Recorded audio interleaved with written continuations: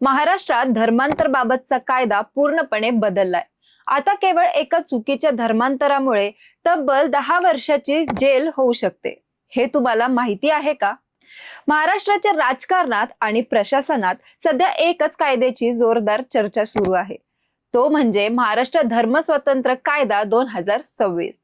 राष्ट्रपती द्रौपदी मुर्मू यांची अधिकृत मंजुरी मिळाल्यानंतर आणि राज्य राजपत्रात प्रसिद्ध झाल्यानंतर हा धर्मांतर विरोधी कायदा आता संपूर्ण महाराष्ट्रात अधिकृतपणे लागू झाला आहे। पण या कायद्यामुळे सर्वसामान्य माणसाच्या आयुष्यावर काय परिणाम होणार आहे, नक्की कोणत्या गोष्टीवर बंदी घालण्यात आली आहे आणि हा कायदा लागू करण्याची गरज का भासली, या सर्व प्रश्नांची सविस्तर उत्तरे आज आपण या व्हिडिओमध्ये एकदम सोप्या भाषेत समजून घेणार आहोत। त्यामुळे व्हिडिओ शेवटपर्यंत नक्की पहा। हा कायदा समजून घेण्यासाठी आपल्याला थोडं मागे जावं लागेल। गेल्या काही वर्षात महाराष्ट्रातील वेगवेगळ्या जिल्ह्यातून बळजबरीने फसवणूक आणि आमिष दाखवून किंवा लग्न करून धर्मांतर करण्याचे अनेक प्रकार समोर आले आहेत। या वाढलेल्या घटनांमुळे समाजात विविध वाद आणि तणाव निर्माण होत होता। उत्तर प्रदेश, मध्य प्रदेश आणि गुजरात यांसारख्या राज्यांमध्ये आधीपासूनच अशा प्रकारचे कडक धर्मांतर विरोधी कायदे अस्तित्वात आहेत। महाराष्ट्रातही असा कायदा असावा अशी मागणी अनेक सामाजिक संस्था आणि नागरिकांकडून सातत्याने केली जात होती। या पार्श्वभूमीवर महाराष्ट्र सरकारने हा महत्त्वाचा महाराष्ट्र स्वतंत्र धर्म कायदा 2026 तयार केला आणि त्याला आता राष्ट्रपतींची मंजुरी मिळालेली आहे। आता आपण समजून घेऊयात की या कायद्यामध्ये प्रमुख नियम काय आहेत। या कायद्यानुसार जर कोणतीही व्यक्ती दुसऱ्या व्यक्तीला खालील गोष्टींचा वापर करून धर्मांतर करण्याचा प्रयत्न करेल तर तो गंभीर गुन्हेगार मानला जाईल। त्यामध्ये पहिला आहे आमिष दाखवणे। पैसे, नोकरी, घर, मोफत शिक्षण किंवा कोणतीही भौतिक वस्तू यांचे लालच दाखवून धर्मांतर करणे। दुसरं आहे बळजबरी किंवा भीती दाखवणे। धमकी देणे, शारीरिक किंवा मानसिक त्रास देऊन धर्मांतर करायला लावणे। तिसरं फसवणूक करणे। स्वतःची ओळख लपवून खोटं बोलून किंवा चुकीची माहिती देऊन कोणाला धर्मांतरासाठी जाळ्यात ओढणे। आणि चौथा आहे लग्नाचे आमिष। केवळ धर्मांतराच्या उद्देशाने लग्न करणे किंवा लग्नानंतर जबरदस्तीने धर्म बदलावा लागणे। या सर्व गोष्टी आता कायद्याने पूर्णपणे बेकायदेशीर आणि कठोर शिक्षेस पात्र मानल्या गेल्या आहेत।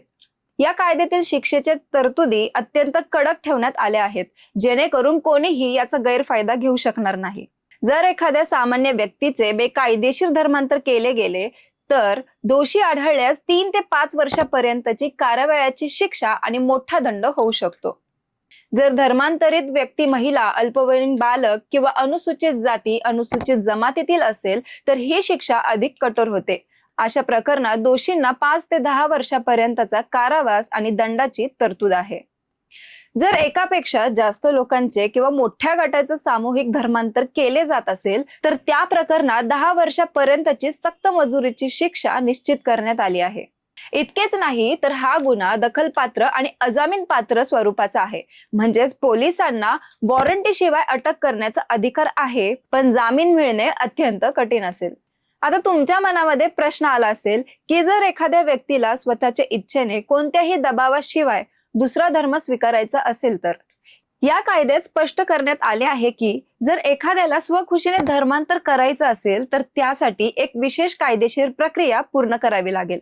धर्मांतर करण्याच्या किमान 60 दिवस आधी त्या व्यक्तीला आणि धर्मांतर घडवून आणणाऱ्या धर्मगुरूला संबंधित जिल्ह्याच्या जिल्हाधिकाऱ्यांना अधिकृत नोटीस आणि अर्ज सादर करावा लागेल।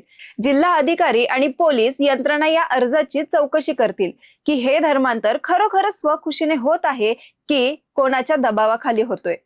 चौकशीनंतर मंजुरी मिळाल्यानंतरच धर्मांतर वैध मानले जाईल। जर नोटीस न देता धर्मांतर केले जाईल तर ते धर्मांतर अवैध ठरवले जाईल आणि यात सहभागी असलेल्यांवर कारवाई होईल। जेव्हा कोणताही नवीन कायदा येतो तेव्हा त्याचे कायम 2 पैलू असतात। या कायद्यांमुळे बळजबरीने होणाऱ्या धर्मांतराला आणि फसवणुकीला पूर्णविराम मिळेल। निष्पाप लोक, महिला आणि गरिबांचे शोषण थांबेल।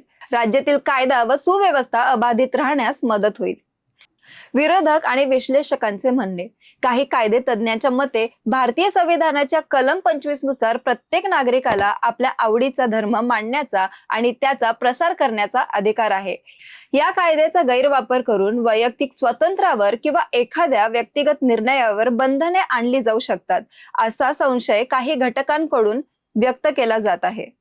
थोडक्यात सांगायचं झालं तर महाराष्ट्र स्वतंत्र कायदा 2026 हा राज्यातील धार्मिक सलोखा राखण्यासाठी आणि फसवणुकीच्या धर्मांतराला पायबंद घालण्यासाठी आणलेला एक मोठा कायदा आहे. नागरिकांनी या कायद्यातील तरतूद आणि आपले हक्क योग्य प्रकारे समजून घेणे अत्यंत गरजेचे आहे. मित्रांनो, या नवीन कायद्याबद्दल तुमचं काय मत आहे? हा कायदा राज्याच्या सुरक्षेसाठी आणि नागरिकांच्या संरक्षणासाठी योग्य पाऊले आहेत का? तुमची प्रतिक्रिया मला खाली कमेंट करून नक्की कळवा. हा महत्त्वाचा आणि माहितीपूर्ण व्हिडिओ तुमच्या मित्रांसोबत आणि व्हॉट्सअप ग्रुपवर नक्की शेअर करा. अशाच ताज्या आणि महत्त्वाच्या विषयांच्या माहितीसाठी आमच्या सॉर्ट आउट चॅनलला सबस्क्राईब करायला मात्र विसरू नका. भेटूया पुढच्या व्हिडिओमध्ये. धन्यवाद.